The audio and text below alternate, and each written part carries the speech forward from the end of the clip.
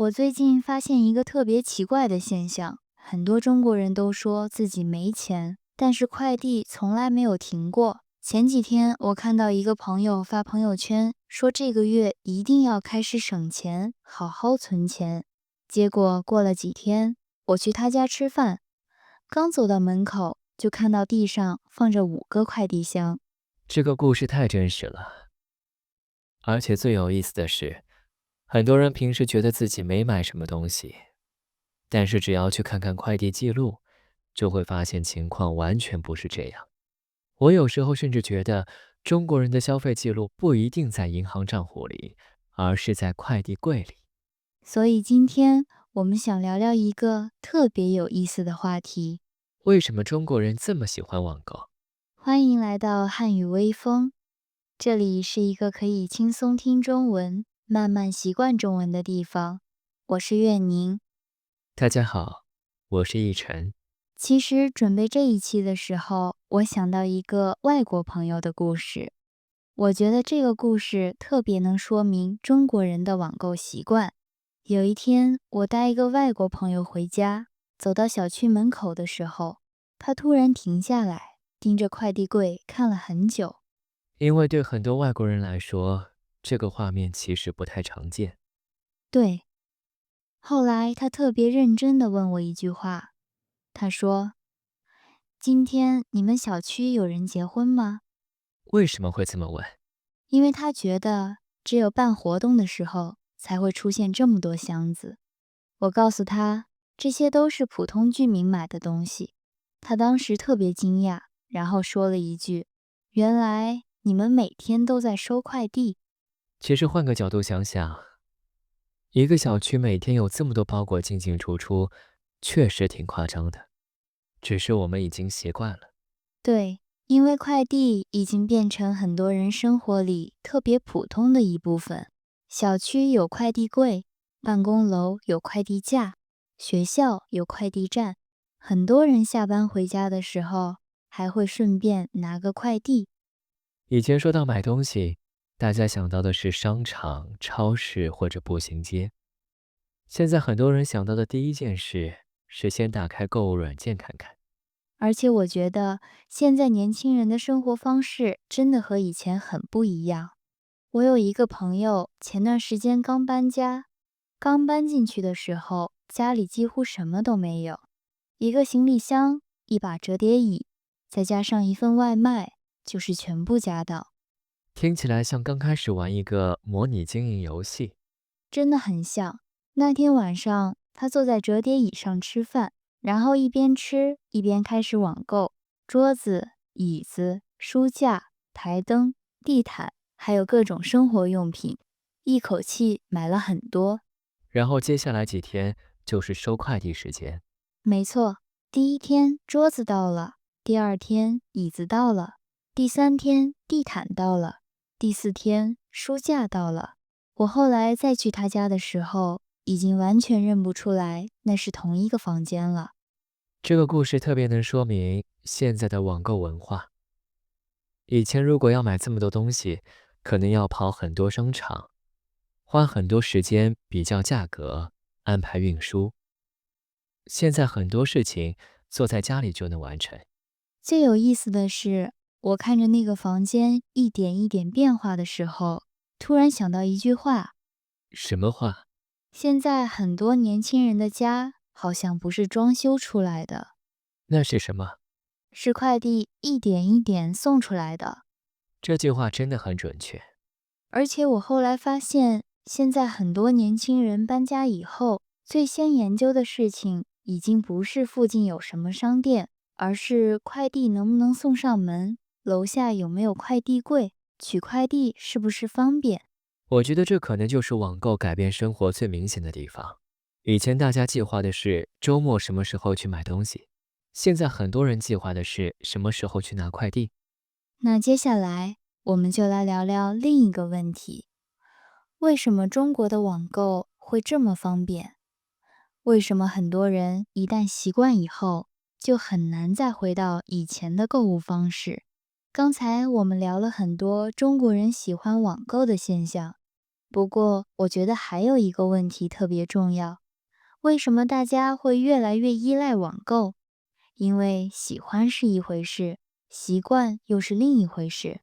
如果一個東西不夠方便，其實很難真正改變大家的生活習慣。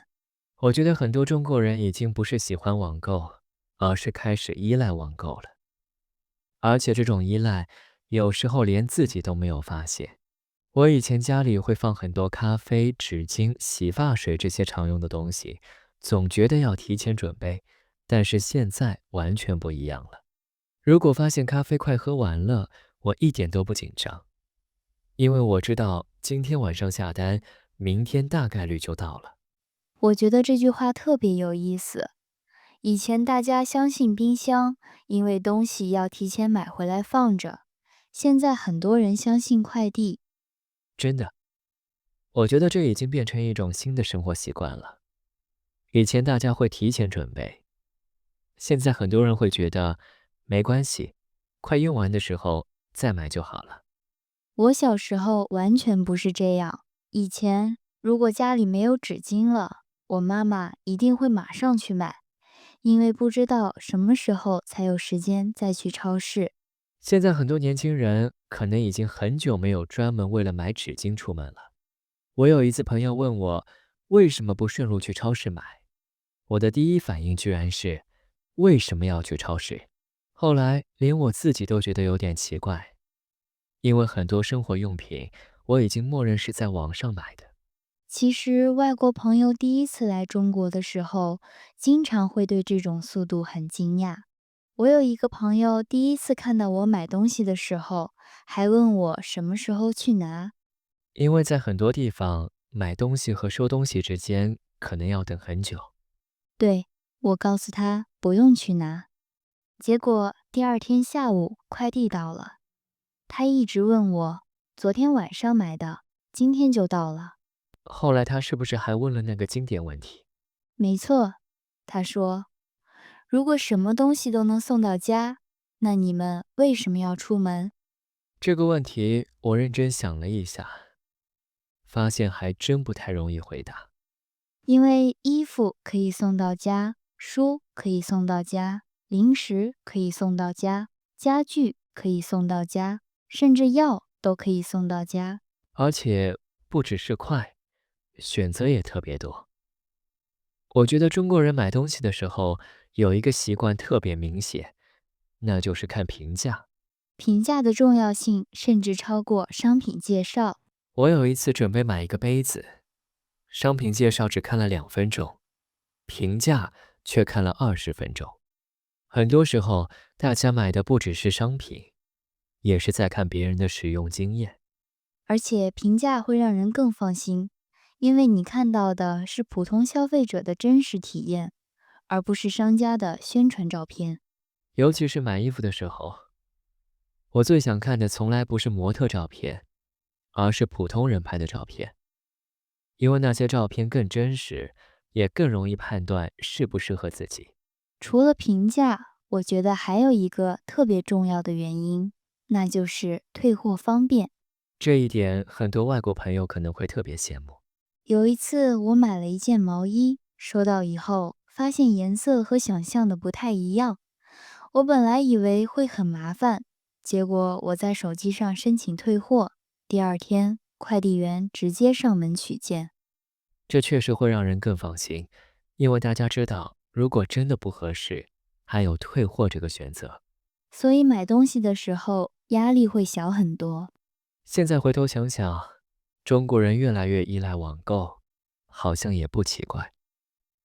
速度快，選擇多，評價方便，退貨方便，很多事情已經變得比以前簡單太多了。不過我覺得方便其實只是故事的一半，因為有時候我們買東西好像並不是因為真的需要。沒錯。接下來我們就來聊聊一個很多人都有過的經歷，為什麼我們總會買一些其實並不需要的東西。說到這裡，我突然有一點心虛，因為我發現自己買過很多其實不太需要的東西。前段時間整理房間的時候，我打開一個櫃子，發現裡面放着一些已經很久沒有碰過的東西。最有意思的是，如果把時間拉回到下單那一天，我又会覺得每一樣都特別重要。我覺得很多人都會有這種感覺，買的時候特別認真，收到的時候特別開心，但是過了一段時間以後，甚至會忘記它的存在。而且我後來發現，很多時候我們買東西不是因為真的需要。我家已經有很多杯子了，但是每次看到新的杯子，我還是会停下來看看。我一直很好奇，你到底為什麼這麼喜歡買杯子？因為在我看來，杯子好像都差不多。我以前也是這麼想的。後來我發現，我看到一個好看的杯子的時候，腦子裡出現的根本不是杯子，而是一個畫面。比如周末早上，沒有工作，沒有會議，沒有消息，我坐在窗邊喝咖啡，桌上放一本書，陽光剛好照進來。那個時候我會覺得，這樣的生活特別舒服。所以，真正吸引你的不是杯子，而是那個畫面。沒錯，現在想想，我買的好像不是杯子，而是我想象中的生活。我覺得這句話特別真實。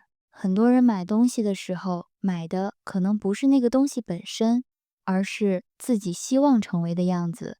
比如買運動鞋的時候，會覺得以後一定會認真運動；買書的時候，會覺得以後一定會認真讀書；買廚具的時候，會覺得以後一定會認真做飯。結果最後認真點外賣。說到這裡，我也開始心虛了，因為我買過很多健身用品，買回來的第一周特別認真，第二周開始減少，第三周以後，他們主要負責提醒我曾經努力過。這個回答很誠實，我也開始心虛了，因為我買過很多筆記本。寫滿了嗎？第一頁寫滿了。第二頁呢？第二頁是目錄。第三頁呢？空白。這個情況我好像見過很多次。真的，我特別喜歡買筆記本。每次看到設計很好看的筆記本，我都會覺得自己買回去以後一定會更認真工作，更認真學習，更認真安排生活。結果買回來以後呢？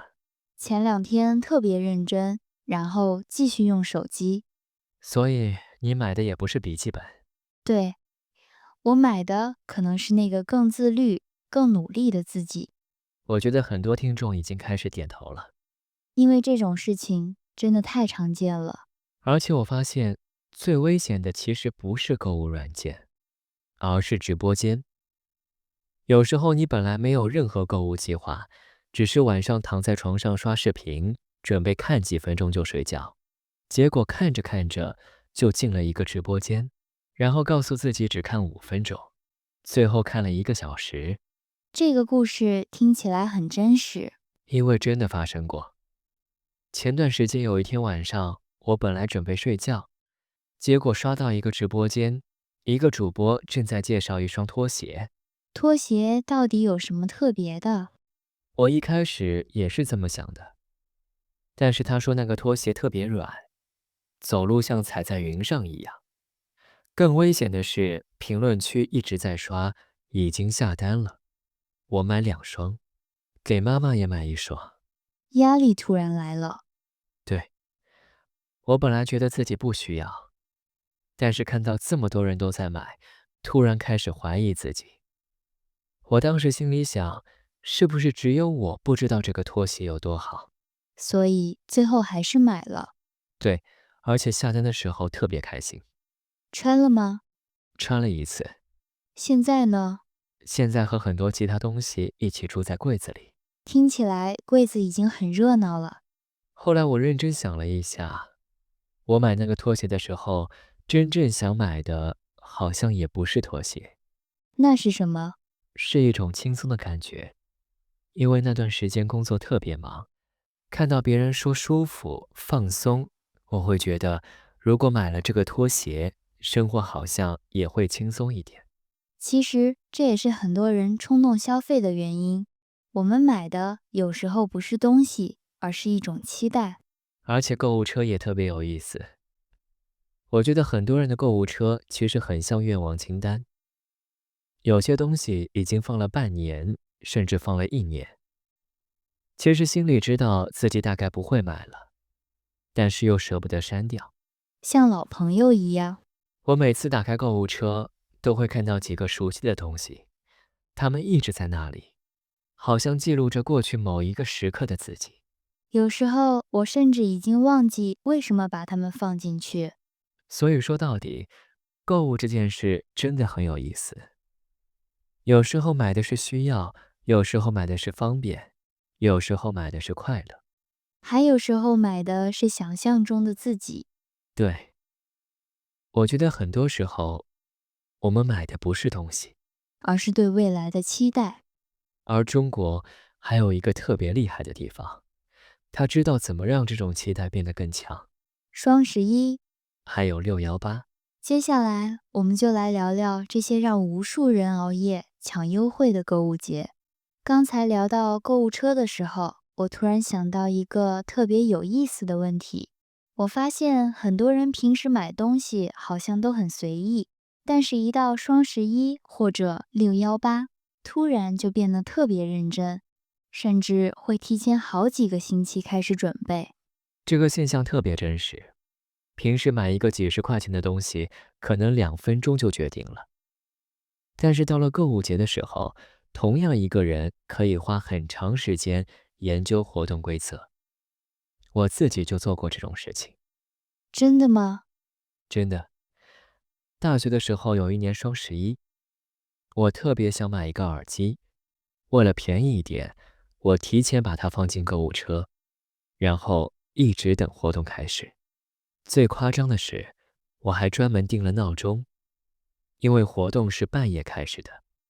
為了買耳機，你半夜起床？對，當時覺得特別值得。我研究了半天活動規則，最後省了40塊錢。如果把你研究活動和半夜起床的時間算進去，我覺得這40塊其實不便宜。現在的我也這樣覺得。但是當時完全不是這種感覺，因為會有一種自己贏了的感覺。雖然只便宜了幾十塊錢，但是下單以後特別開心。我覺得很多人都能理解這種感覺，因為購物節最吸引人的地方，有時候已經不是商品本身，而是整個過程。對，而且很多人的購物車特別有意思。平時看到喜歡的東西，不一定馬上買，而是先放進去，等活動開始。我也有類似的經歷。有一年活動開始前，我提前把很多東西放進購物車，當時覺得自己特別理性，準備等最便宜的時候再買。後來呢？後來活動真的開始了，我打開購物車，看着裡面那些東西，突然發現我已經忘記自己為什麼想買它們了。最後買了嗎？沒有。聽起來是一個理性的故事。第二天我買了別的東西。這個結局我比較相信。而且我後來發現一個特別有意思的現象，我認識一個朋友，每年雙11都特別認真，提前加購物車，提前比較價格，提前做計劃。有一年，他甚至花了2個小時整理購物車。後來買了很多東西嗎？沒有。什麼？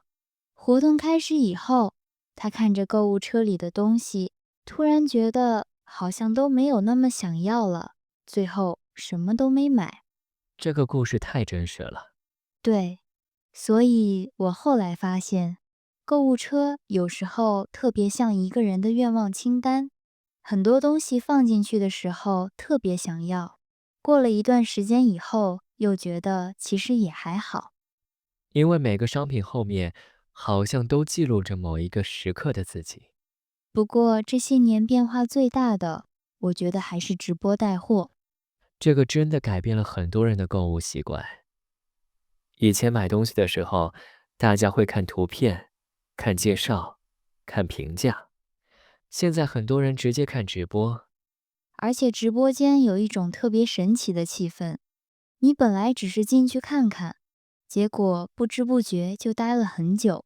最危險的其實不是主播，而是評論區，因為你會一直看到別人說已經下單了，真的很好用，我買第2次了。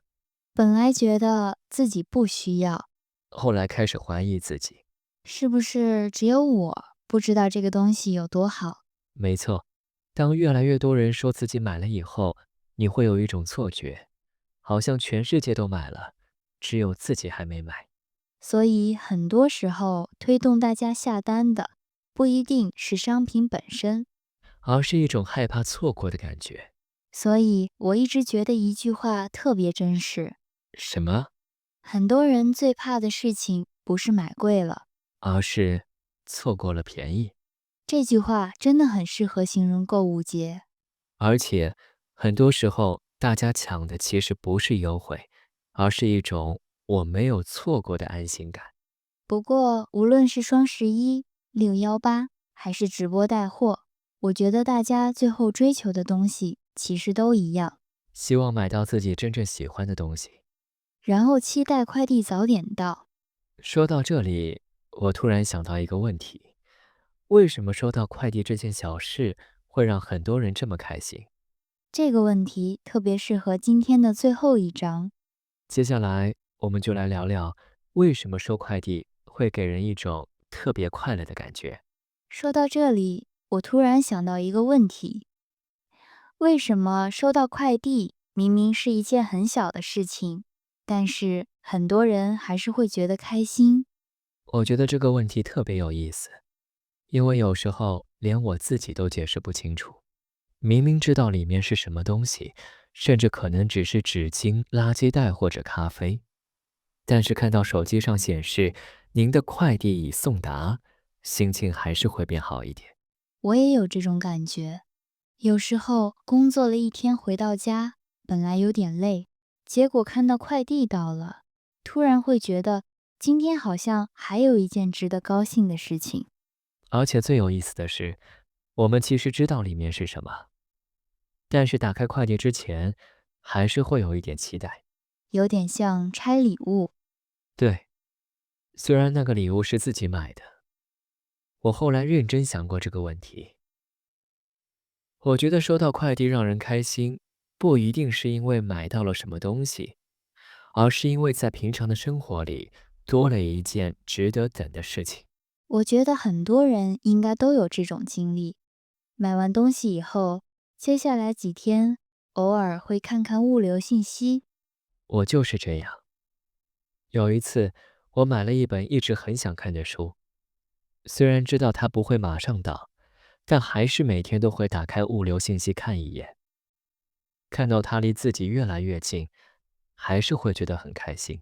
其實這樣想想，讓人開心的好像不只是收到快遞那一刻，而是整個等待的過程。而且我發現一個特別有意思的現象，小時候讓我們開心的事情可能很多，長大以後，生活變得越來越忙，很多快樂也變得越來越小。有時候可能只是一杯咖啡，一頓好吃的晚飯，或者一個剛剛送到的快遞。雖然不是什麼大事，但是會讓普通的一天變得不那麼普通。那聽到這裡，我們也想問問大家，在你的國家，大家喜歡網購嗎？你最常在網上買什麼東西？你會經常看物流信息嗎？有沒有買過後來幾乎不用，但是當時特別想買的東西？歡迎在評論區和我們分享你的故事。接下來，我們來複習一下今天出現的3個重要詞語。第一個詞，快遞。快遞就是通過物流公司把東西送到你手裡的服務。例如，我的快遞今天到了。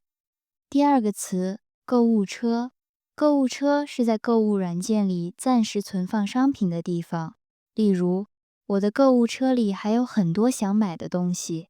第三個詞，直播帶貨。直播帶貨是主播通過直播介紹商品，並直接銷售商品的一種購物方式。例如，很多年輕人喜歡通過直播帶貨買東西。下一期我們會聊一個很多外國朋友都會發現的現象：為什麼中國人吃飯以前總是先拍照？有時候菜已經上桌了，但誰都不能先吃，因為還沒有拍照。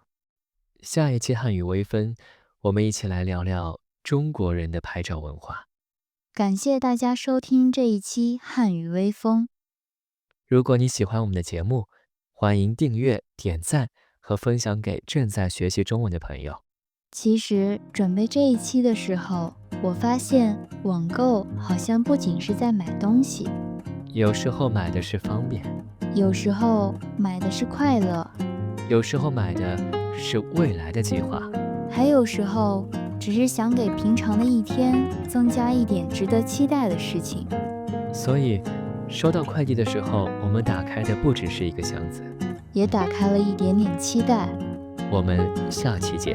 下期見。